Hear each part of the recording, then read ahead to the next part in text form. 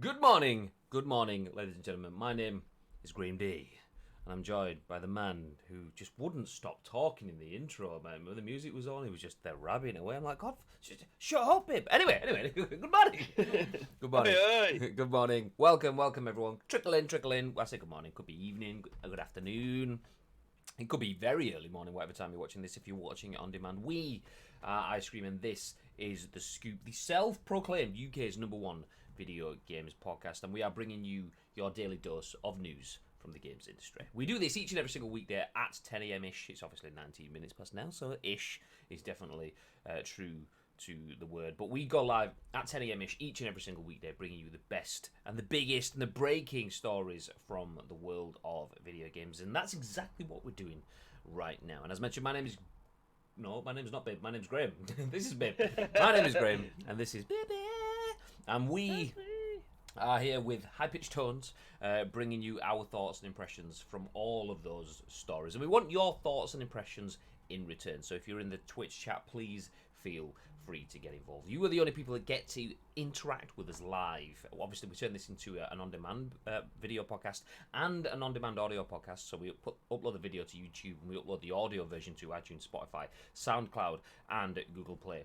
Obviously, you get all the benefits of being on demand there, but you don't get to chat to Bib. So yeah, I mean, that's all I'm saying. It's not a necessity, but it's always nice. Anyway.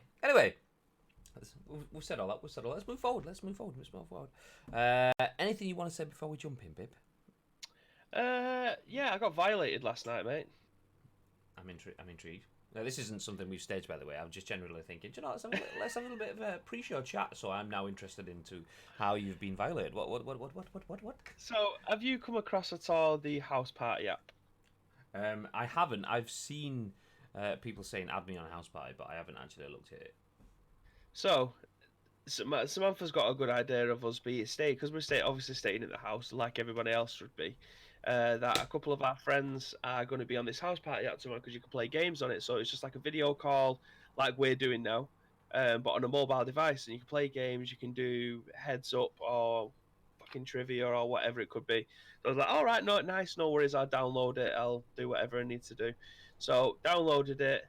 As I'm changing my profile picture, I just see this big green. The screen just goes fully green. I'm like, what the fuck's going on here?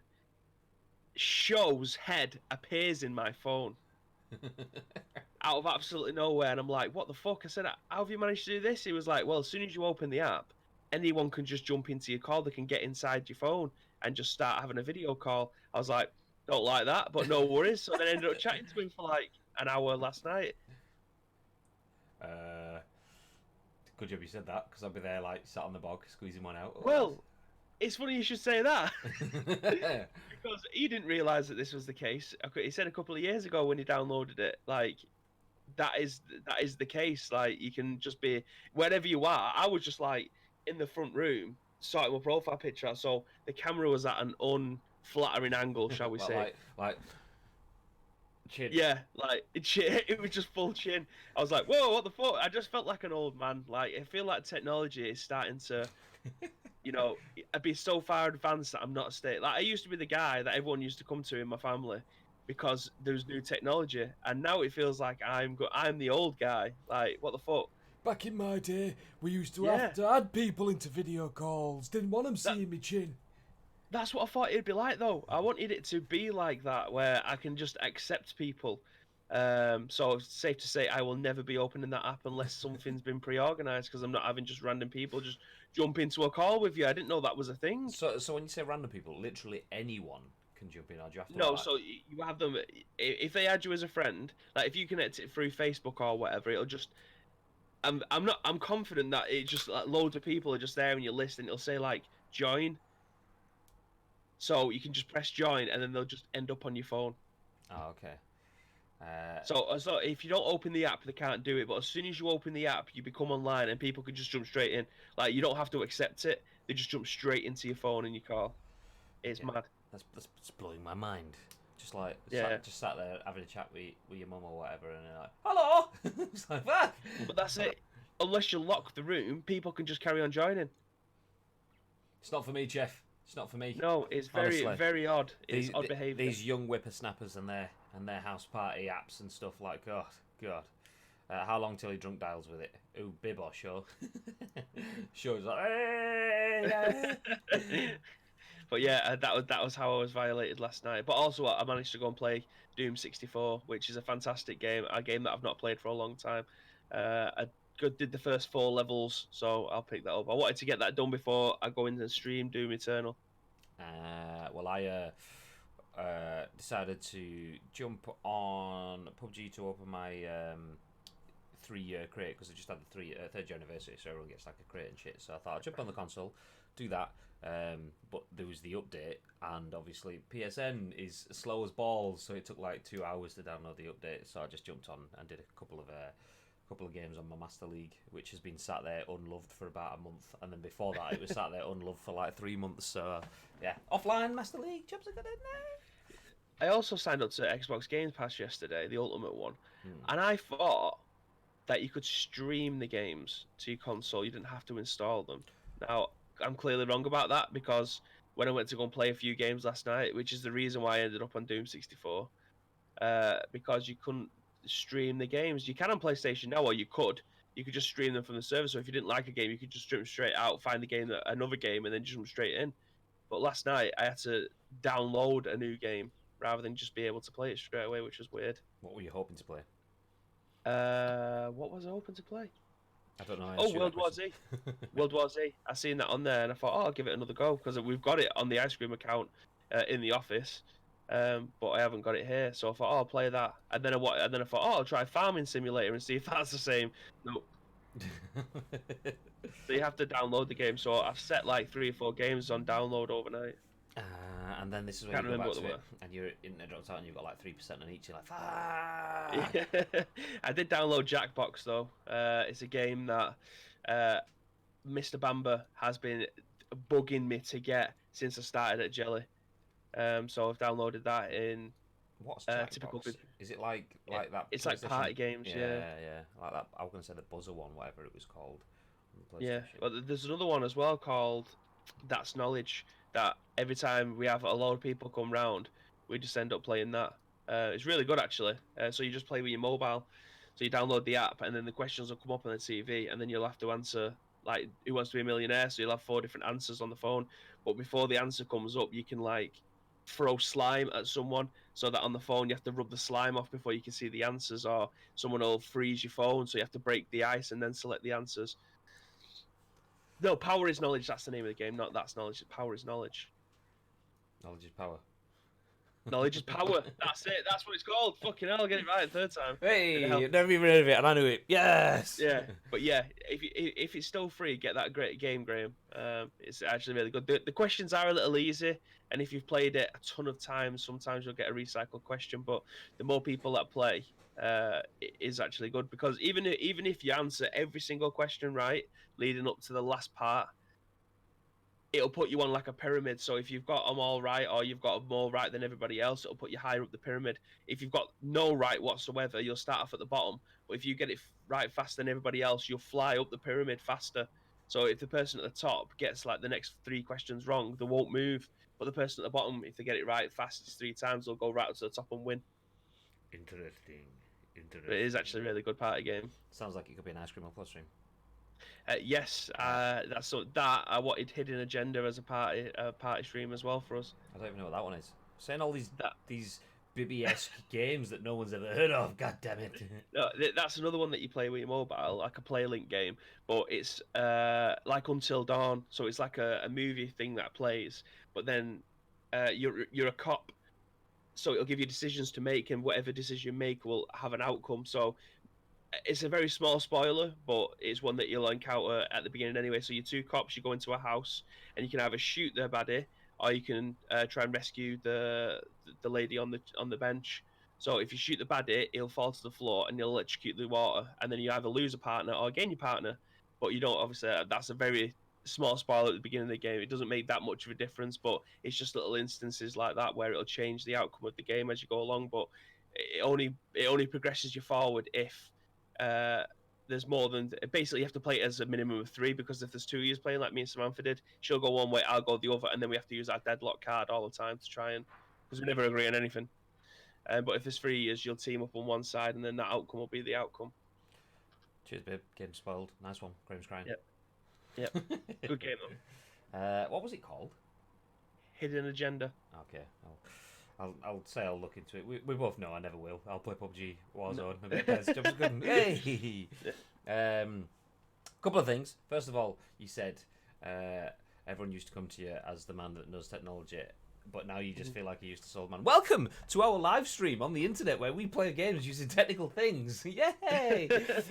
And the other thing, you mentioned you got World War Z on the Xbox, which is interesting because that's a nice segue into our first news story of the day. You may have seen it. We tweeted it out a little bit earlier on today, but Matt Wales from Eurogamer has a story for you, and it says World War Z gets crossplay on Xbox One and PC, and is free on the Epic Store, and there's 75% off through Xbox Live Gold too. Yeah.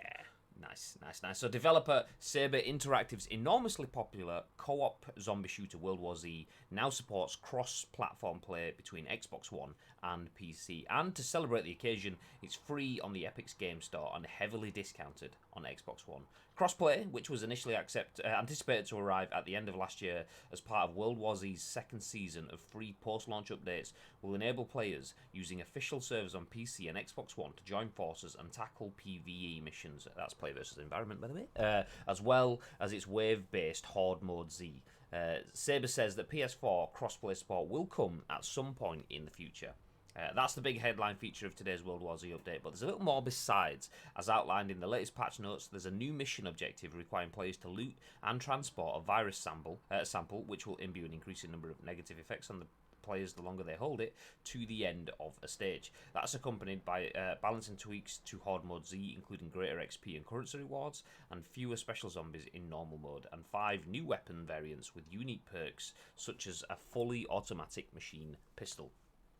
Although today's update marks the end of the currently revealed post-launch content for World War Z Season 2, Saber says there's more on the way, including a new location with 3 new missions and new characters.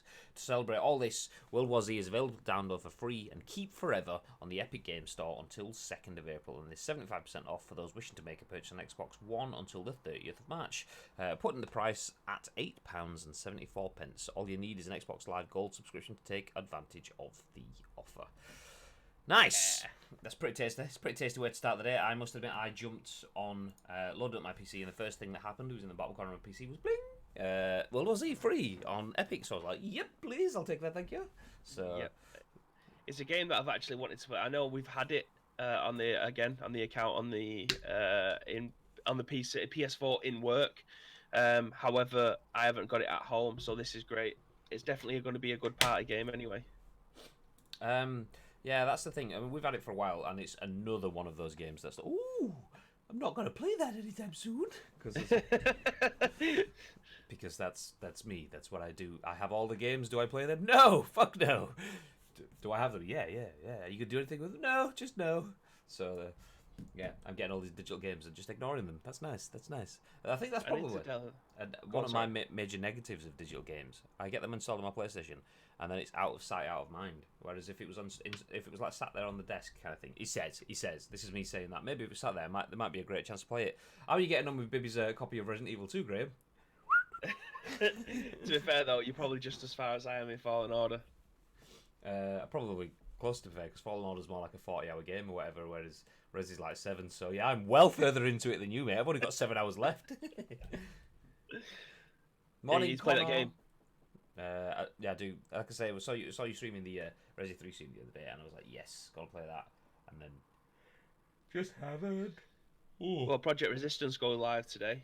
Oh, it's gone live already. There's been a few hiccups this morning by the looks of it in regards to matchmaking on the PlayStation 4, which conveniently is where I've downloaded the game. So hopefully by later on tonight, we should have a working server. I'll probably stream it tomorrow because I've spent the entire week doing other things on my PC. So I best keep Mrs. Bibby company tonight. Well, I I'm not sure. I might start Resi tonight. We've been kind of we watched a few films this week.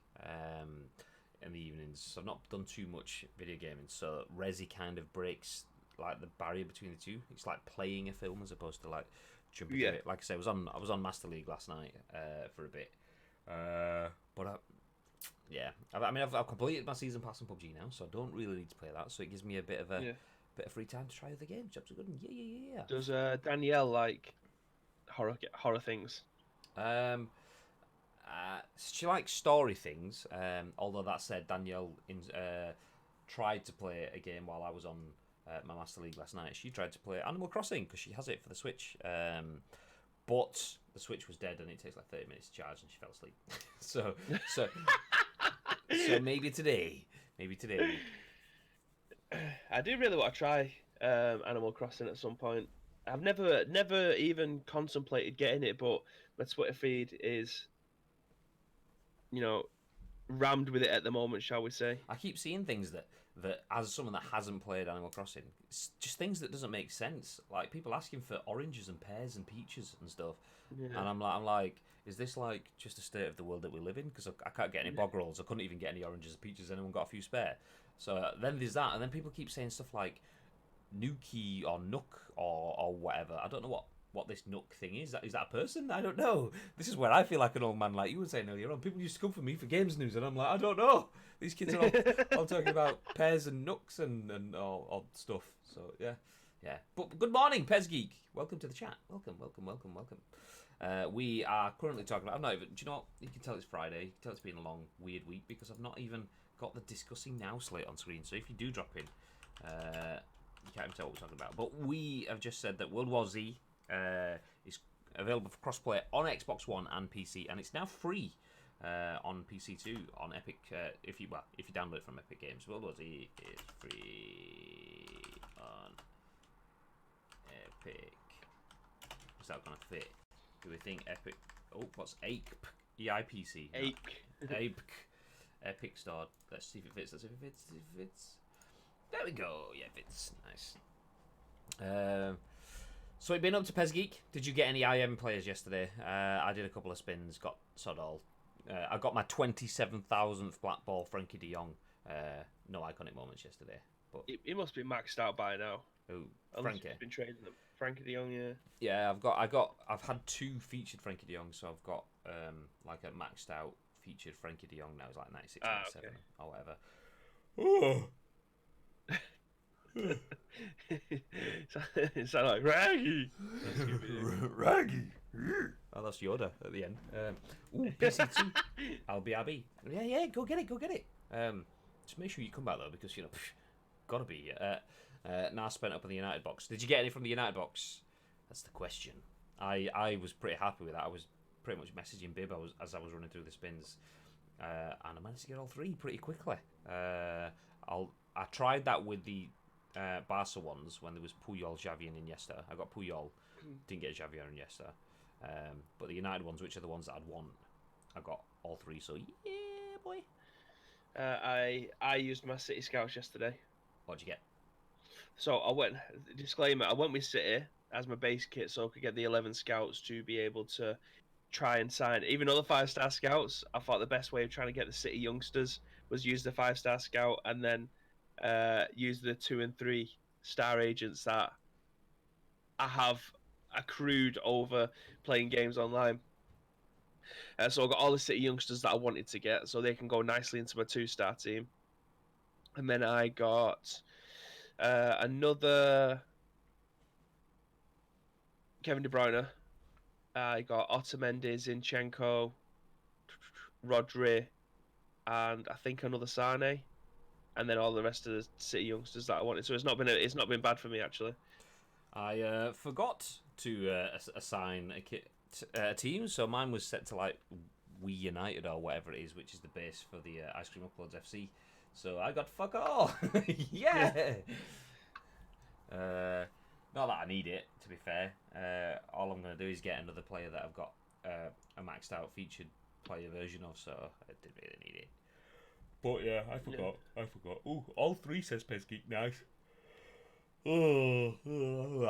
Yawning. Anyway. Do you know what, actually?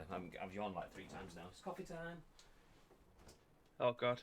No, cold coffee from the fridge. All right. From the fridge of love. Anyway, so World War Z is free on Epic Store. If you have a PC and you want to play some games, you want something a little bit different. If you've been sticking your face into Fortnite, Warzone, PUBG, or any other game, be it PES or whatever, and you want something a little bit different, you don't want to spend any pennies, then jump onto the Epic Games Store because you can get World War Z for free from there for the next week or so. And if you've not got a PC but you're on Xbox, 75% off. Oh, and you can also it's also crossplay. So if you have a PlayStation, if you have a PC and you want to play with someone on Xbox, then you can do that as well. That's true.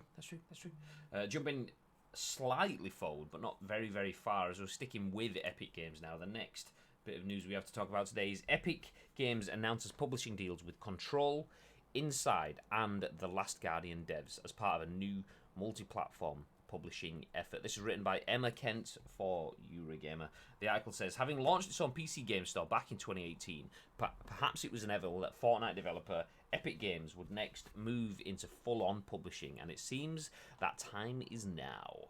Unveiled earlier today, the new multi-platform publishing effort with the developer-first approach is partnering with developers Remedy Entertainment, who made Control, Gen Design, who made The Last Guardian, and Playdead, who made Inside and Limbo. The announcement post claims the company's approach to publishing fundamentally changes the developer/publisher model, with CEO Tim Sweeney describing it as the publishing model we always wanted for ourselves when we worked with publishers. Gen Design, Remedy, and Playdead are among the most innovative and talented studios in the industry with strong visions for their next games, said head of Epic's Games Publishing Hector Sanchez. They will have full creative control, while Epic will provide a solid foundation of project funding and services. Developers who work with Epic retain 100% of their IP and full creative control of their work, along with at least 50% of the profits once costs are recouped, while Epic covers up to 100% of development costs. No titles have been unveiled as of yet, but Epic says it plans to announce more information about partners and games over the next few months. Epic Games previously funded games through slightly different means, such as the $100 million Mega Grant program, and by signing Epic Games Store exclusives. As the new publishing deal is multi-platform, it's therefore unlikely the new games will be exclusive to Epic Store, which is just as well, as that practice has generated a huge amount of controversy ever since it began. That's pretty big news, that, to be fair. That's massive, isn't it? That is massive. Thoughts, babe? Well, there's only one winner in this, and that's the developers themselves. They're getting a stupid amount of money, and they're also getting they get to retain 100% of their own IP rather than signing over a small part of it, or perhaps a 50% part of it. So it's a 50-50 split between Epic and the people who create the game, as well as a massive. At least 50% of the profits once costs are recouped. So depending on how much it costs, once they've made the money back from the game itself, they'll be able to take more profit. So I mean, when I say there's only one winner, I mean from the developer standpoint, they're able to just be able to work in peace, really, rather than knowing that the overheads are going to potentially send them out of business before the game's even out. Yeah, big moves. Epic. I like this. I mean, there is a lot of negativity around Epic Games, and I it's funny because I was reading a tweet thread this morning, and I don't know if it was written by a developer. I didn't actually check on the person that wrote the first tweet. I just read down the thread rather than clicking on the individuals, and it was something along the lines of like having a rant at developers for chasing the money that they will get from signing with like Epic Store or whatever. It's like you're only going there for the money, and it's like, well, it's a business. That's what it is. That's what happens. You chase the money that gives you the income that allows you to feed your family, to put food on the table, and away from the emotional side of it, allows you to make further games going forward. You don't want to go, well, I've made one, didn't make any money of it, and now I'm homeless, but I made that game. Nobody thinks like that ever. So And then as you're jumping down through the comments, a lot of people are like, it's literally not even as if it's asking you to do anything else. It's literally just saying, use another launcher. There you go. Click on that launcher as opposed to that one. I've got both Steam and Epic installed on my PC. Yeah. There's nothing wrong with that. I just use one or the other. Jobs are good. Exactly. I have an Xbox and a PlayStation. They're different environments, but it's still the same sort of process. And variety is the spice of life. Not only that, it stops monopolies and shit like that. So Yeah. Well, that's essentially what it has been for so long, though, and that's why people have got a kind of a shitty attitude towards it, because there has only been one player in town for so long, which is Steam, and then Epic, what's your Origin, Blizzard, Uplay, all these other ones are coming and signing. Fair enough, like the likes of Uplay and things like that tends to be their own games, and Origin tends to just be the EA games, but the likes of Epic coming in, Nvidia are making their own as well, aren't they, for the GeForce Now? So you're able to get games through that as well. So yeah, it's been a monopoly for so long. Yeah, it's just change, and you can hear it loud as day that the video gamers do not like change. Stockholm Syndrome for Steam, says Connor in the chat. It's kind of weird in that sort of sense, actually. I'll jump back up to the chat. I'm a noob at PES, but how would I enter the next co-op tournament? Oh, we haven't announced the next one yet, but the next time we do an invitational. The things with the invitationals, we have a kind of a few different ways of... there is a few different ways of tournaments being run. We can either have open sign-ups, which could be massive, or we just have invitationals where we kind of work with friends of the channel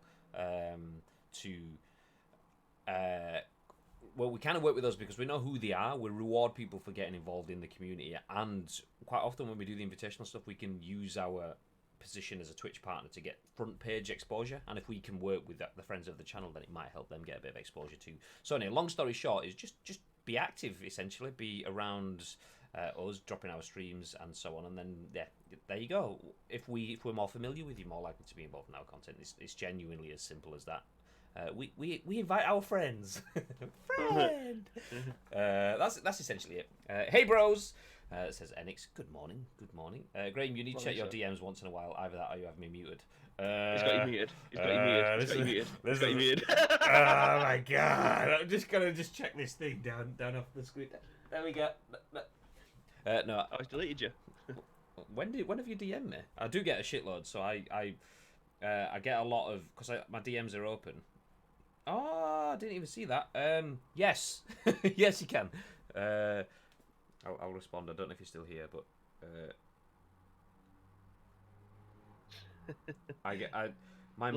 Jordan, you've rattled him. Yeah, my messages are open because obviously I quite often ask people to reach out for various things, so I get a shitload of message requests stuff. So I quite often just ignore it. But yes, there you go. Just if I don't get back to you, just nudge me. There's nothing wrong with like prodding me again because I'm like, oh shit, sorry, my bad. But well, I didn't mute it then. This is fucking awkward. He was proper on mute. Oh no. I mean, good morning. good morning. But yes, back to the story at hand.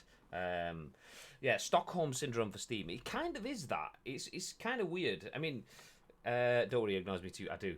To be fair, but David messages me on Facebook Messenger, and nobody got time for Facebook. Yeah, it's get a Twitter account, David. You're more likely to get a response from me, unless you're Jordan, obviously, clearly, because I just don't bother. Just basically, just don't try reaching out to me, because people, God, I mean, it's not like I work in any form of social media or anything like that. God. Yeah, I get why people like Steam, because Steam is giving you something you didn't have. It's giving you the ability to play games, the ability to interact with people, the ability to have a marketplace where you could sell components that you've got within the games. You can stream on Steam and everything. I completely get all of that. But don't limit yourself. Don't cut yourself off because you've had one. Loyalty is nice. But at the end of the day, Steam is a marketplace. It's you are a consumer, and your position as a consumer, you are stronger when you have options. That's a simple business economic fact. If you can buy from one place and one place only, you are a captive audience, and they can charge you more. If you get two places, then suddenly they're going to start dropping the prices to make sure that you buy there. Yeah, they're not going to earn as much, but it's better to earn some rather than nothing, and that's a business principle that it comes from having multiple launches. And when you got a business that's doing what Epic is doing, Epic has come from being a development side of thing, looking for someone to help them publish. They've been through it all, and they're now lucky enough that they own the most profitable game that's ever existed. Well, I say that GTA might be more profitable, I don't know, but let's just say Fortnite earns a shitload of money. That's a good way to put it. So they've used that to create their own platform where they can be the publishers for others. And there was a comment within it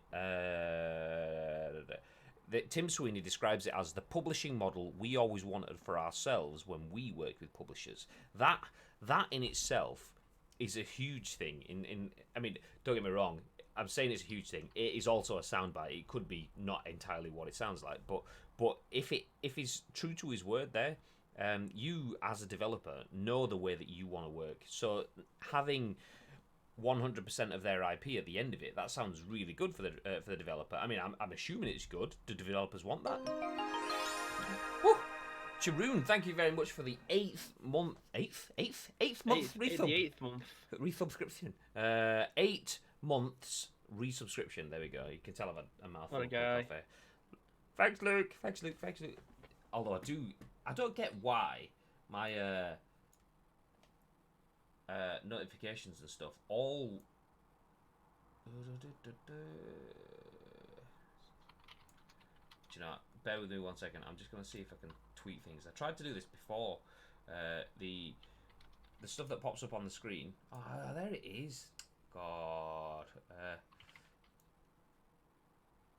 Okay. No, Baby's done it as well. He just goes in between us rather than over us. Yeah, well, it goes. It's behind the scoop wrap thing. I'm just trying to work out the order. Okay. So that's me hiding. Which one is the scoop split? Where's that? Split screen. See that? Pop. There we go. Okay, let me try now. This is your video games podcast or on-demand service. Please bear with us as we're having a few technical difficulties at this time. Yeah, fixed it. He's only gonna fix it. That guy in the Batman hat is tasty. I didn't hear that before. That guy in the Batman hat is tasty. Says our TTS. What? Do you know? Have you got your mini feed of activity of subs and stuff? Because I can see your sub in the mini feed, but I can't see Luke's sub in the mini feed. I can see it right underneath. Go on, hit replay or whatever if you can. Oh, I haven't got that one open. I've got the dashboard. Okay. See, a big fan. Disclaimer: big fan of the stream manager or the content dashboard on Twitch. Big fan of that. It's funny. It literally shows you everything that you need to see, and you can also clip your own shit. So, like as I'm playing Pez or doing Resident Evil or whatever, I'm just clipping stuff as I'm going along because there's a button there that says clipping. It'll clip the last 30 seconds easy. It's funny because there's a lot of content creators that don't like it. I see a lot of long-standing streamers that don't like it, and I'm sat there thinking that surely has to be the fact that it's relativity. You can't relate to it. You've not been using it. You're used to the old stuff. But this dashboard just looks class to me. Yeah. It has everything on there that I could possibly need. I can change the stream title. I can raid somebody else's channel. I can clip my own shit. I can run adverts, but we never run adverts anyway. If I wanted to, it just has all the functions that you could possibly need. Is on one page. Yeah, absolutely. You can see your activity feed. You can see your stream preview. You can see the chat. What more do you need? You can edit your title on the fly. You can clip stuff. You can do squad streams and stuff if you're a partner, obviously. You can raid channels ridiculously easy, and the raid function is easier than typing /raid space Shogun Ash live in the chat. You click on that bit, type show, and it'll say Shogun Ash live is live now. Do you want to raid him? Yes, please. Thank you, Bill. It's easy. Obviously, it shows you the bit rate as well, which is obviously essential if you don't want a choppy as shit stream. Which is funny because if you look at our bit rate, it's like. But yeah, it's great. I love it. I will use this over everything else now. I was gonna show it on screen, but do you know what? I'm not gonna do, because if you want to see what the new dashboard looks like, you can check it out on your own Twitch channel. I was gonna do it on ours, but I'm never quite sure what information's on there. As far as I'm aware, it's all fine on that bit. I'm not gonna show it anyway, just in case. So yes. Anyway, back to the subject at hand. Thank you very much for the subs, Jeroen and Wevy. You're welcome. Wevy Goat, Bye Bin Ho. Much appreciated, Wevy Goat. Yeah, you're welcome. Wavy Goat. Wavy Goat by Bin Ho. There we go. What a name. It sounds like a very special person, that one. Anyway, swiftly moving on. Yes, it's so much better now. I saw it for the first time the other day and I love it. I'm assuming we're talking about the Epic Game Store's publishing deal there, guys. Yes, I completely agree. It's so much better now. But yeah, no, I agree. But let's move forward. Closing. Ooh, this one is one that interests Bib, and I know this because I shared it with him yesterday. And bless his cotton little socks, little cotton socks, even cotton little socks, whatever words. Written by. Is that a name? Chaim? I know. Wow. It's happened, ladies and gentlemen. We got him. I don't know how to pronounce that one at all. Usually it's the names that I can't pronounce that you give me. Go on, Bib, you can read this one. Yeah, I would have done that then, but with our bitrate recently, when I didn't want to throw it to you because it'd be like. But yeah, Chaim, Kahim.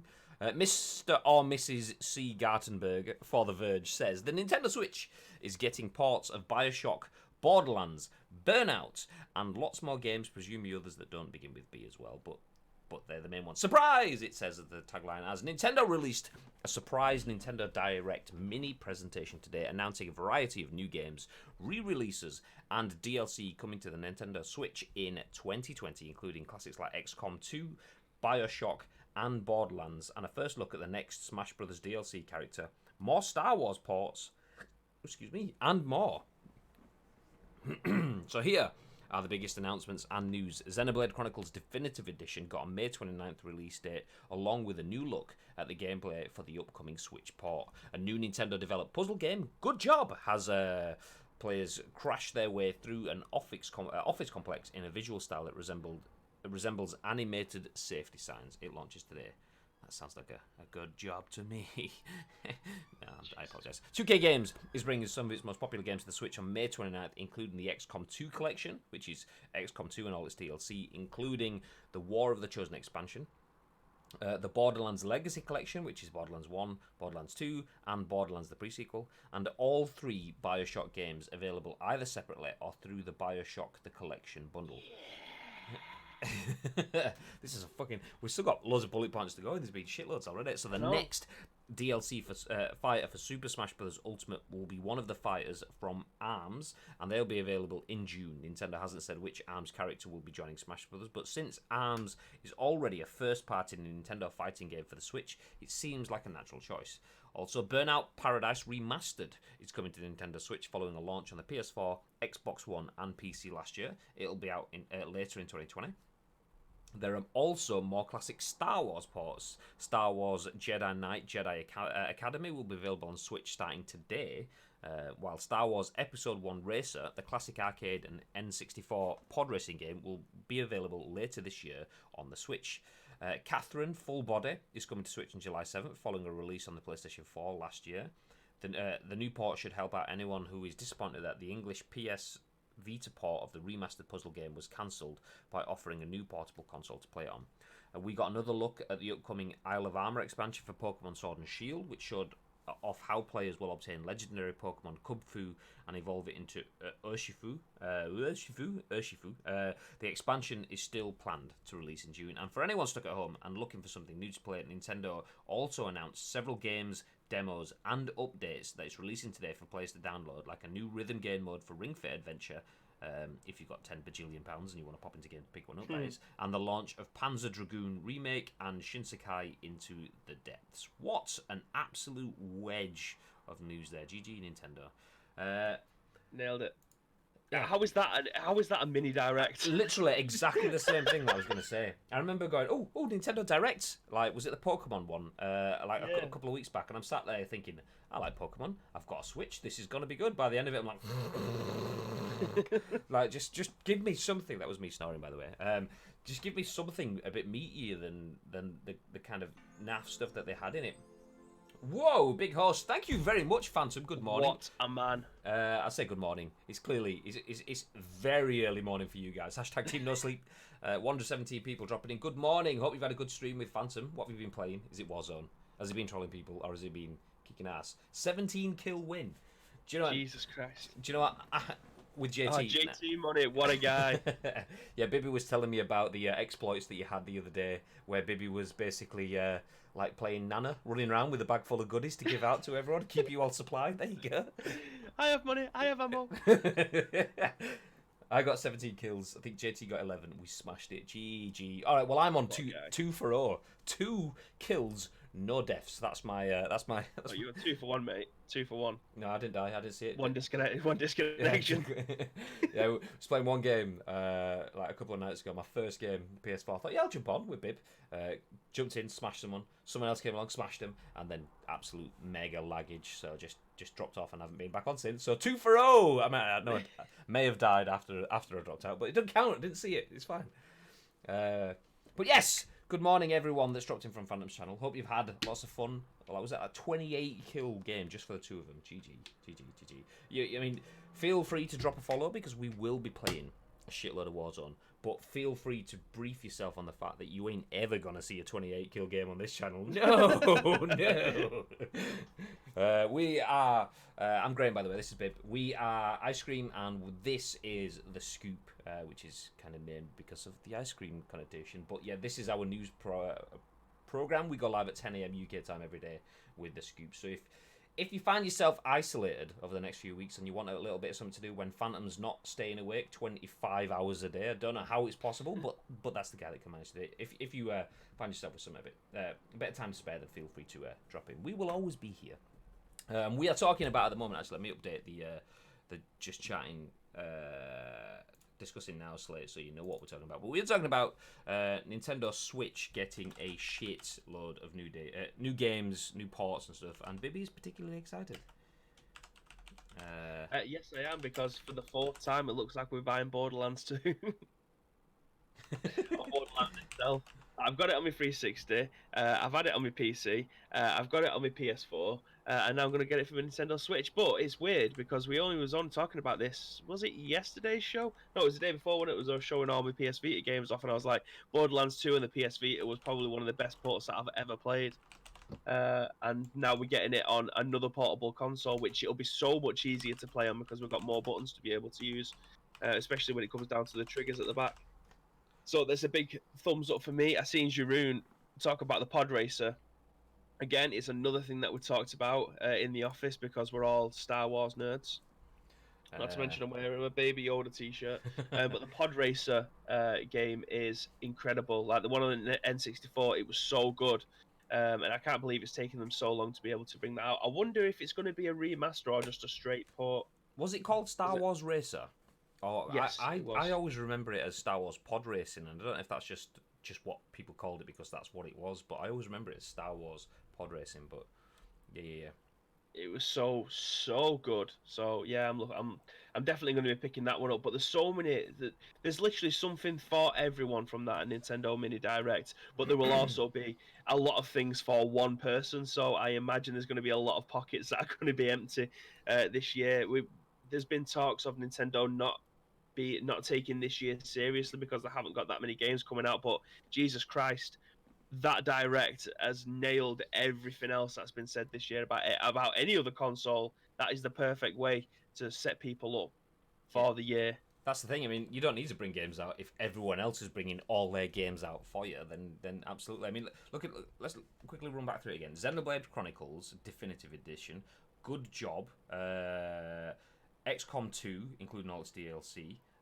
Borderlands Legacy Collection, which is Borderlands 2, Borderlands, the pre-sequel, all 3 BioShock games, 1, 2, 3, plus the collection. We'll keep that as a separate one then. Smash Brothers Ultimate DLC, Burnout Paradise Remastered, that's 11 so far.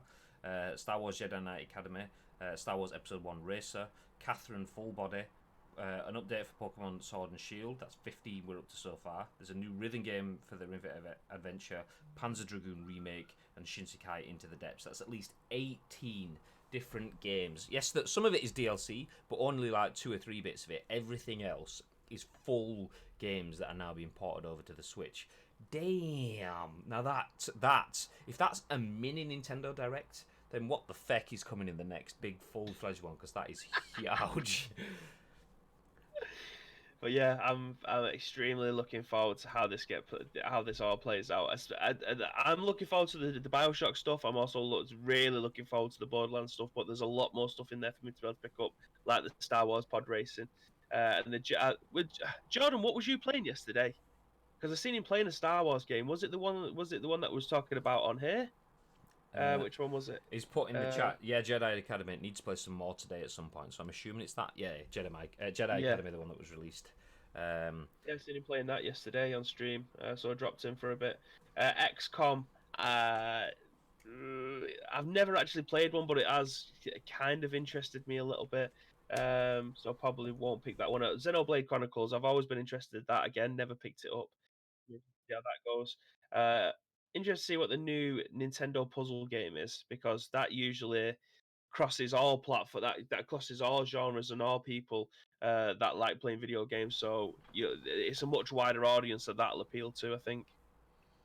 Where was the Good Job one? That's the one. Yeah, that's the one. Yeah. A new Nintendo developed puzzle game called Good Job has players crash their way through an office complex in a visual style that resembles animated safety signs. That just I've got like, I mean, what do they mean when they say safety signs? I've got like the mum and the dad stood like that with like children crossing the road outside of a school kind of thing. That's what I've got in mind. What is it? Biggest news: Bravely Default 2 demo. Such an amazing JRPG. Your tastes are so niche. It's amazing to see. Big news: Bravely Default 2. I was like. It's amazing to see how like invested you are in JRPGs. I mean, you said that obviously the first time. I'm a weeb, so it goes in hand. Yeah, no, it's not a bad thing at all. It's amazing. I mean, I'd literally never heard of it. Bravely Default sounds like someone that chooses to go out as like one of the basic skins in Fortnite and knowing that they're going to get ripped by all the other kids. I'm bravely going default. That's it. But yeah, that's not just Bravely Default 2, but the demo for it, says Luke. Yeah, that's true.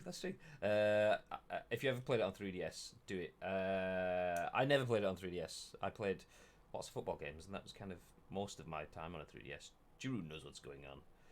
To be fair, I was tempted to pick up the original. Weebs. What were you about to say then? I think I've just been laughing. I don't think I was actually going to say anything. Oh, I heard you typing. I thought you were you'd found something and then was about to break the internet with the baby's hat. No, you know the picture of the 2K Love Heart, the Nintendo. I've just found a higher res version of that, so I can use it for the thumbnail today. So we're all good, ladies and gentlemen.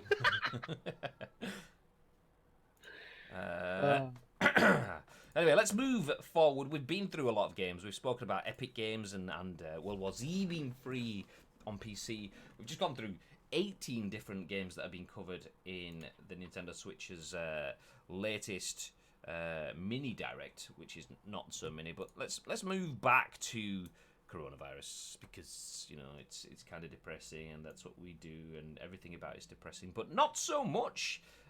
As you should be able to see. Actually, let me just full screen that before I bring it on, just so it looks a little bit nice for you guys. There we go. Not everything itself is doom and gloom, as Riot and its co-founders are donating $500,000 each to coronavirus relief. Another company shows a big heart in times of crisis, donating $1.5 million to help COVID-19 alleviation measures. This is written by NikolaSavic and published on Jinx Esports TV, so Jinx.tv, their website.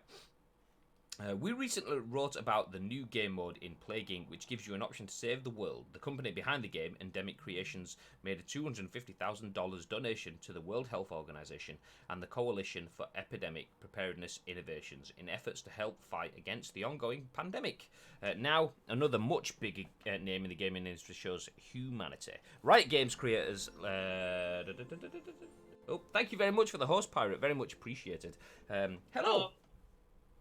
Where was I? Riot Games, creators of League of Legends, yesterday donated 0.5 million. What? Why would you write 0.5 million? Do you mean half a million? Okay. No, I think it's meant to say 1.5. I was. Oh, yeah, there we go. They're just the one's just fallen off somewhere. Well, okay, Riot Games, creators of League of Legends, yesterday donated 1.5 million to help mitigate the crisis created by coronavirus outbreak. This was first shared by Los Angeles Mayor Eric Garcetti, who announced in a press conference that Riot donated more than $800,000 to local non-profits. On top of that financial contribution, Riot Games is working to secure critical personal equipment for LA's hospitals, like much-needed masks to protect our frontline doctors and nurses. Los Angeles Mayor Eric Garcetti said in a press conference. Shortly after, Riot themselves clarified that the amount is actually quite bigger, $1.5 million total. Riot, as a company, donated $500,000, and its co-founders Brandon Beck and Mark Merrill are donating $500,000 each. From these funds, $200,000 goes to the Mayor's Fund for Los Angeles, $400,000 will go to Los Angeles Food Bank, and the remaining funds will go to various non-profit organizations in the Los Angeles area. GG. Absolutely.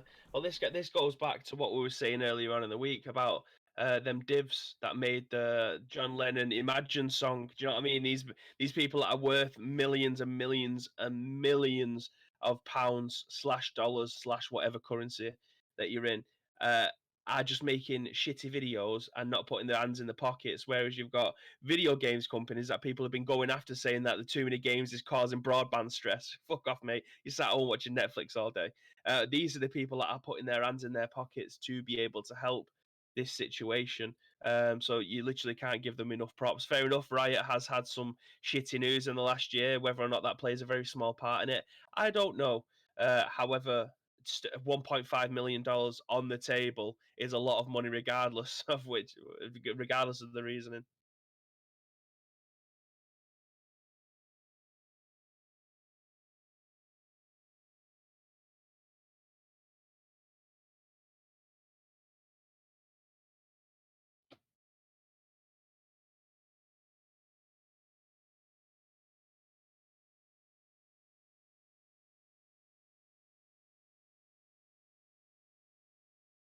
Still salad, yay! I was blowing my nose. So yeah, what I was saying then was I was on Twitter for the other day. I was looking around and I saw a tweet from Bobby McGill, who is a brand manager at Rebellion, a company that makes Sniper Elite games. Worked with them in the past. Anyway, this tweet didn't bang or anything, didn't go very far. But what Bibby was saying about rich people sat in their mega houses saying the world should be a better place kind of thing, but not doing anything about it other than singing naff songs. This tweet from Bobby kind of nailed that on the head for me. I don't know if you can see that. It might be a bit small. I am so tired of seeing rich people doing things in their really, really big houses. It is tiring. Absolutely. And that's kind of it. Like, shall we donate money? Shall we go find ways where we can create like a social trend to allow people to make money and like support the NHS and create an increase in supplies of anything from ventilators to masks to whatever this stuff's called again. Hand sanitizer, that's what it is. So should we do all that? No, actually what we should do is sing a song talking about if only there was no possessions or whatever it is, sat in my mega multi-million-dollar mansion. Yeah, great plan. So yeah, obviously that kind of bombed. It went down like a lead balloon.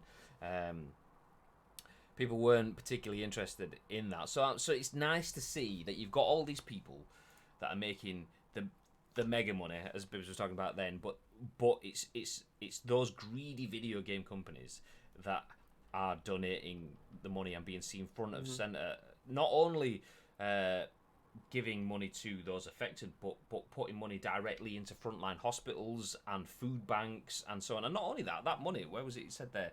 $500,000 was given by Riot as the company, so that's taken from the company's profits. But then Brandon Beck and Mark Merrill, which the fact that their names both alliterate sounds like they're superhero alter egos. Brandon Beck and Mark Merrill and Steve Smith and Johnny Josephine or whatever. They're donating $500,000 each from their own funds. Yeah, they're probably minted because, League of Legends is massive. But these guys aren't being thrown brand deals by Gucci and Versace and all these other perfume manufacturers and things like that. These guys are donating the money that they've earned from their own company that they've created and pushed things. It's not as if it's just another marketing write-off that who's on that video, like the likes of Gal Gadot and all the rest like that. Steve Smith is an American dad. Well, there you go. Steve Smith sounds like he's probably everyone's dad, to be fair. So yeah, absolute GGs to the Riot creators. Although, is this what Connor was talking about? Connor, I don't know if you're still in the chat. You mentioned something this morning about was it? They were just short of a round number. I can't remember. I don't want to say the number because I don't want to spoil it until I get the link. There was another part to the story that I added in, but it's basically the exact same thing. But CD Projekt Red have also donated $950,000. Ah, there we go. I've got it here now. Yeah. So yeah, we're having a Discord team chat this morning, and Connor was mentioning this. CD Projekt donates $950,000 to prevent coronavirus spread. And whilst that is a huge humanitarian effort, GG's to everyone at CD Projekt, Connor was like, why $950,000? if you're donating $950,000, surely you just donate 50,000 more and make it $1 million. A cool million. Yeah. It's a bit weird, but it's money. Yeah, every little helps. I mean, and that's not even a little. That's a lot. So every fecking large lot helps as well. So yeah. I'm very disappointed that there was no Halo theme tune ending for Alistair. #SadTimes. Social distance and stuff. He only feels comfortable singing it when he's like physically in the vicinity of people to creep them out. That's what it is. I'm not going to try it. I'm not going to try it because I can't do it any justice. That riveting content. Cheers. Well, that's the kind of thing I like to provide. I mean, that's.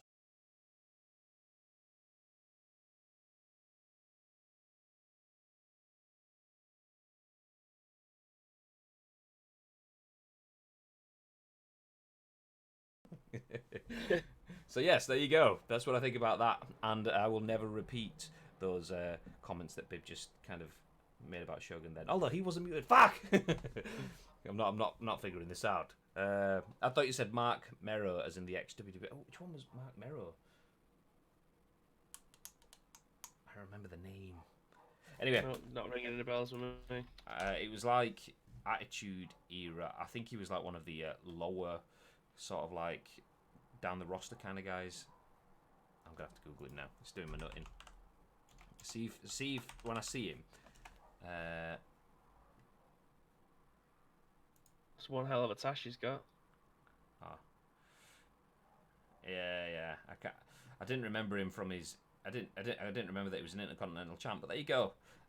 Anyway, goodbye, Mark Merrill. Let's jump into our last bit of news for the day, which, sticking with coronavirus,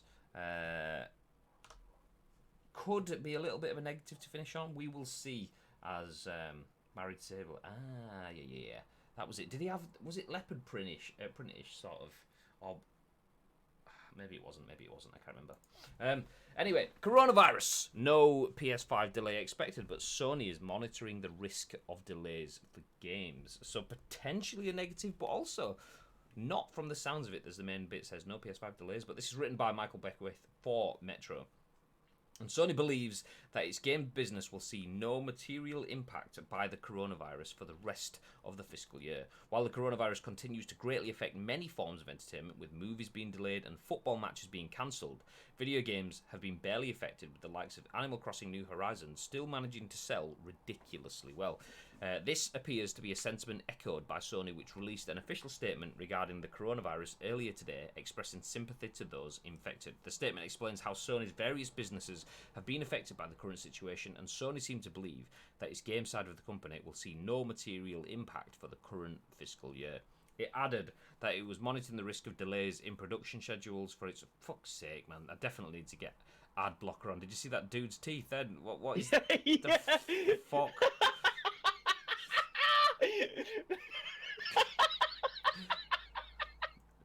I was saying yesterday on the stream, I didn't want ad blocker because, you know, as a content creator, ad revenues are quite useful, and I always feel bad being a content creator and then blocking using ad blockers to block revenue on other sites. So people that create content, and then I get hit by that. I've got Jeremy Hunt in the bottom corner of the screen. If your site is 90% adverts, then you probably should be ad blocked, to be fair, because it's not about the user experience. It's about showing dodgy teeth. But anyway, it's because you're in Salford targeted ads. Fair enough.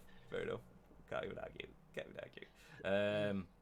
Okay, let's jump back a sec then. So the statement explains how Sony's various businesses have been affected by the current situation, and Sony seems to believe that its game side of the company will see no material impact for the current fiscal year. It added that it was monitoring the risk of delays in production schedules for its upcoming titles, both from first party and partner studios, so it's not impossible for something like The Last of Us Part 2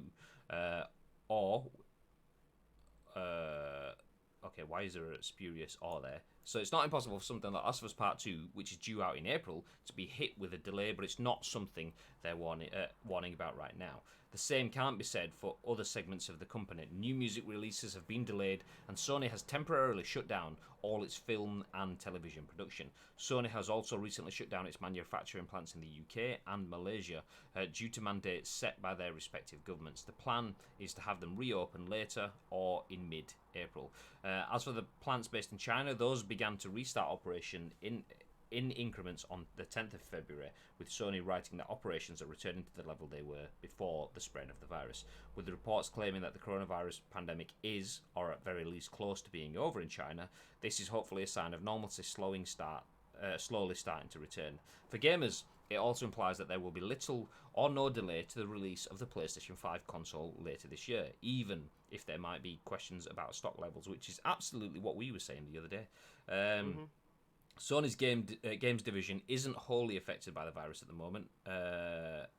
Isn't wholly unaffected by the virus at the moment. A few days ago, it stated that PlayStation Network download speeds on the PS4 would be delayed in Europe, though it added that online play would remain robust. If there's one thing we might be able to take away from this, is that Sony still seem confident about getting the PS5 out in time for its planned launch this year, despite analysts claiming both it and the Xbox Series X could be delayed until next year. That's exactly where I stand with this. Is that they are going to be delayed. I can't see them still coming out this year. 1 second. The games like The Last of Us, for instance, that would have went gold ages ago. So very much like the situation that we're in Resident Evil now, chances are it will be digitally available on the day that it should have gone out. But the chances are you could also not get the physical side of it as well. But yeah, I think when it comes down to actually creating the consoles and getting them out, if they are going to be out on time, there's not going to be many of them. I'll probably say like 3 in 10 people may be able to get hold of them on release. I don't think there's going to be that many of them out in the wild. Excuse me. Yeah, interesting. I have a slightly different take. Which is that the PS5's launch won't be delayed. So the article says that the PS5s won't be delayed, but games could be. I think you're right in terms of things like The Last of Us is still gonna release. Surely has to do. It's already been delayed once. Yeah. So that will hit digitally pretty much nailed on. You could see the similar thing as what Capcom were. Warning for Resident Evil physical editions and collector's editions that there could be delays in the circulation of those because of the logistical interruptions because of coronavirus ceasing, deliveries, ports closing, whatever. So I think that sort of stuff. If the PS5 will have already been in production, the PS5 it'll definitely be rolling into production now if the plants in China are back almost up to speed to the point they were before coronavirus hit it. They'll be full speed ahead on consoles for the next 6-7 months, and then they'll start shipping them over so they're over here in time for the holiday period. I definitely think that we will see, if that is the case, we will see consoles hitting when they were expected. But yeah, I think we will get I mean, we touched on it the other day, and they mention it in the article here. There we go. For gamers, it almost implies that there will be little or no delay to the release of the PlayStation 5 console later this year, even if there might be questions about stock levels. I reckon that will be it. I think that's what we'll have. When we were talking about it the other day, we were saying how the PS4, because there was no stock, you had brands like Game absolutely milking people. I think we will be in that situation. That's kind of what it points at to me. We will get the launch. Marketing has been spent. Dates have been locked. Nobody wants any more delays in a year full of video game delays. So I reckon that we will get to the point where there won't be enough consoles. You will see knobheads on Facebook Marketplace and on Gumtree and Spock and all the other retail sites like eBay and co selling you your £500 console for £800 or whatever it is. You will get people bulk buying and price gouging, capitalising on the situation. Yeah. Which that happens anyway. It's just a little bit sourer now that it's happening, that it will effectively be happening if it does, because people have died from a global pandemic. So people will be profiteering on a global pandemic, essentially. A little bit removed, but that's what it is. I genuinely feel like if you are going to try and get a console on release day, the best place to be able to try and get it is probably going to be Amazon. I think they will have one of the biggest selections or the biggest stock of them to be able to get them on release day. Like, I mean, Enix has just hit the nail on the head. That game will be closed by then. Chances are there could be. Could be. So there might not be any high street retailers that you're going to pick them up from. Obviously, places like Asda and wherever else supermarket wise and Tesco may have them, but they won't have nearly enough as Amazon will do. Yeah, you look at Game, all the Belong arenas are closed, all the staff are still in there and talking about what's the word I'm looking for, so all of the business development staff are still working. They're still trying to drum up business for the business. I think the biggest downside for them though is if the general public connects the dots between Mike Ashley working there and owning them, because Mike Ashley hasn't necessarily painted himself in a pretty light throughout all of this. So, yeah, it'd be interesting to see if Game still exists. Hopefully they do. And hopefully they don't absolutely milk people. And hopefully we have a large-scale, community-friendly, customer-friendly gaming brand that we can trust in the UK, but it remains to be seen. I well thought you were eating a piece of toast then. I didn't realise that was you. No, I'm absolutely starving though. I didn't have any. Well, I had some cereal, but Samantha is cooking toast or something downstairs, and it's wafting up my nose, and it's making me hungry. Do you want one of Graham's digestive biscuits, babe? You can do. just reach through the screen. It's fine. I left when Mike Ashley was going through the business. I left, and most of the hours in the stores cut by 50%. That's just how much of an impact you have on the business. You leave and they have to drop everything by 50% because you were holding the business up. Once you've gone, that's what it is. Anyway. What do you reckon, everyone in the chat? Do you think you'll be getting yourself a PS5 or an Xbox Series X, whichever way you go? Both are acceptable. Do you reckon you'll be getting it this year? Do you reckon it will hit the stores this year? Do you reckon it will hit the stores, but they won't be enough? What are your general thoughts? We have a little bit of a mixture of opinions here. We're not 100% sure. I think it's gonna get here. Baby thinks there's a potential that it might not. It could be delayed. Both are easily acceptable. But yeah, I think I'm probably still going to stick with the fact that it will get here, but there won't be enough, and we'll all get ripped off. Jordan agrees with Bibbs saying everything's going to be delayed. Pirate says he's going to get a PS5 this year. show says minimal stock. So yeah, kind of an even split. I think. Yeah, it could be a bit of anything and everything really. I believe limited stock. Same issue with the Xbox 360. What? That it's pants. Sorry, I'm only saying that because I know you're an Xbox fanboy. Yeah. So chill out, mate. Chill out, mate. Go raid neutral cookie 93. What? That's such a random thing to just come in and say. Just even whilst you're midstream as well. Go raid someone. Go offline. Mate, you don't even follow us, so I ain't gonna take your. I'm not gonna take that. Time out. Boop. Bye. I mean, so rude. The thing is, if you were engaging in the chat, if you were joining in the conversation, if you followed our channel, then we absolutely would be open to raiding people. We raid Connor now. GG Connor. We'd be open to it. We love the idea of passing raids on to other people. Phantom SFX dropped a raid on us, and a big ass raid.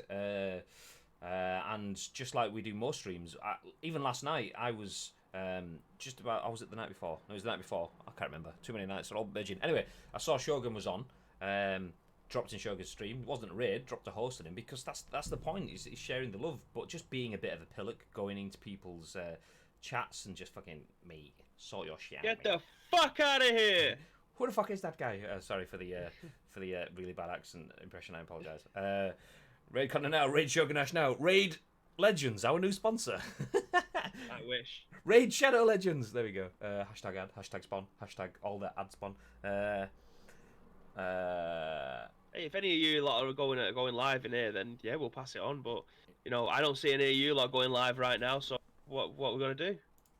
Yeah, what we usually do, and quite often it's when I've gone off stream and I forget. So I apologise. But what we usually do is when we're about to go off air, we see the channels that we follow, because most of the channels, not all of them, most of the channels we follow are people that we interact with and people that follow us, and we quite often forget to follow a lot of people that we interact with, so apologies for that. But we check out the channels that we follow, because we follow the channels that help support us and help support other people, and we want to give a little bit back. So yeah, even if you're new, even if you're someone that we don't generally interact with, it would be nice to pass on the bit of love, but just don't walk into someone else's living room and start going, do this, and it's like, who the fuck are you? Get out of my fucking house. And that's essentially what it is when you drop into a chat and just tell someone to raid someone else. It's rude. Do you know what? Just out of interest, I'm gonna see what neutral cookie 93 was last live 1 minute ago. Nice. Do you know what? Let's have a look at the channel, eh? Do you know? Let's go through this adventure together. Let's do it together. Let's open on Chrome. Let's have a look. So neutral cookie 93 hasn't gone through the effort of creating a profile picture. Nice. Has a picture of the Cookie Monster in unformatted low-res image as the artwork. They've got nothing really on their channel. So yeah, I absolutely 100% can see why there is a benefit of us going into that channel, which comes back to streaming 101. If you want people to get into your channel, just going into someone else's channel and telling them to watch you is not a good way to do it. The best thing to do is focus on your own content. Make your own channel look good. Make your own content look good. That's the best place to put your effort into being a streamer. Not going, look at me! Because then when people look and it's dog shit, then you're not going to get anywhere. I'm howling at Luke's comment.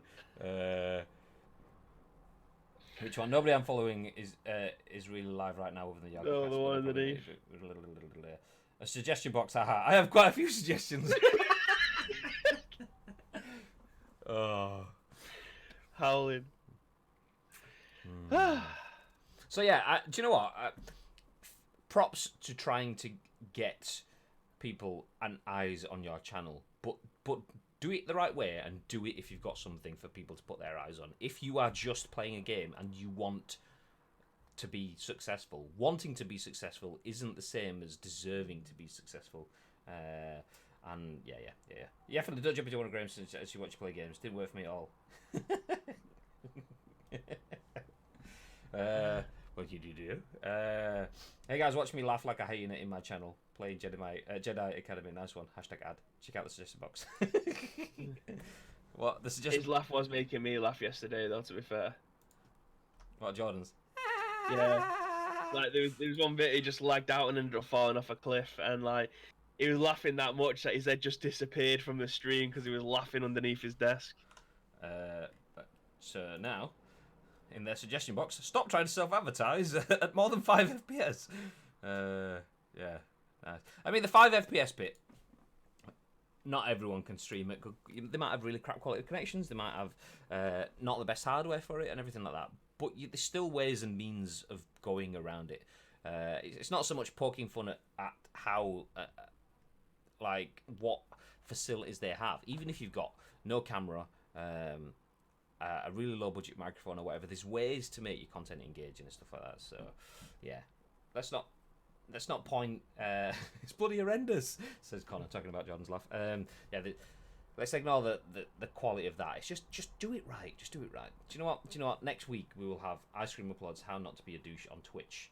Streamer Class 101. There we go.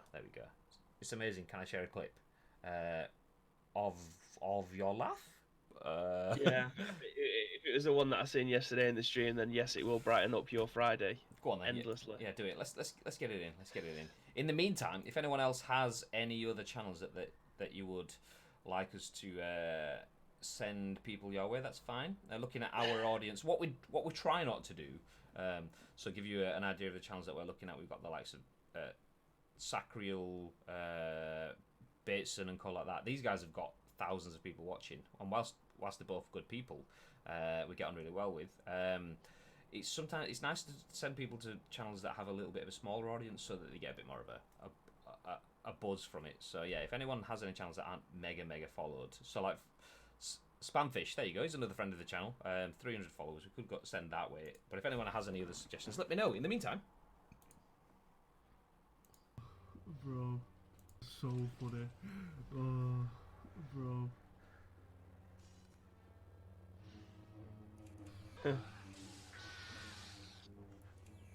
Yeah. I don't know what's happening. We did it again!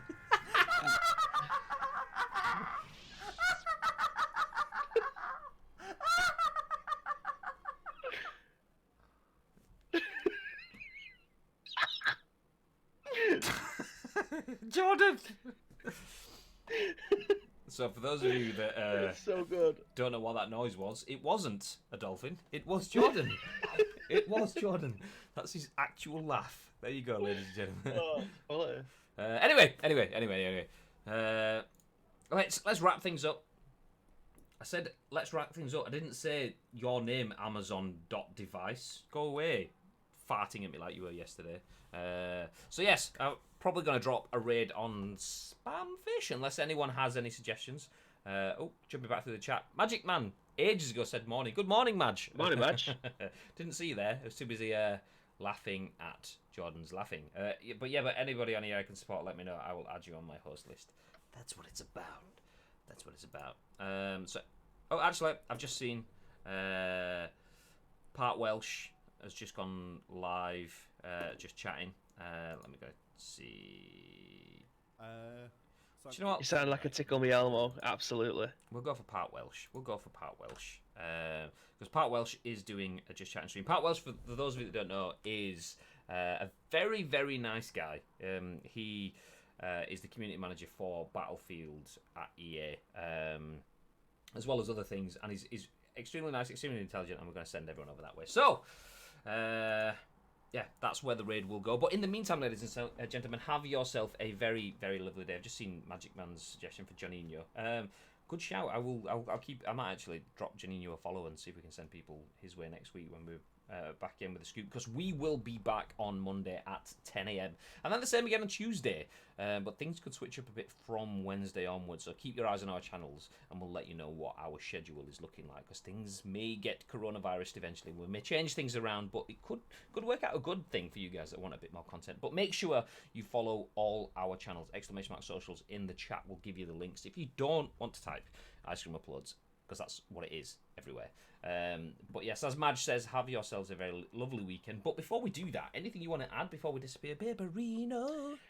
Yes, I do. So if you do see any video game news over the weekend, then do feel free to tag in at We've Got a Beanio, at Graham_Day, and most importantly, at Ice Cream Uploads. We'll take your thoughts and impressions, add our thoughts and impressions in the very next show, which will be 10 a.m. on Monday.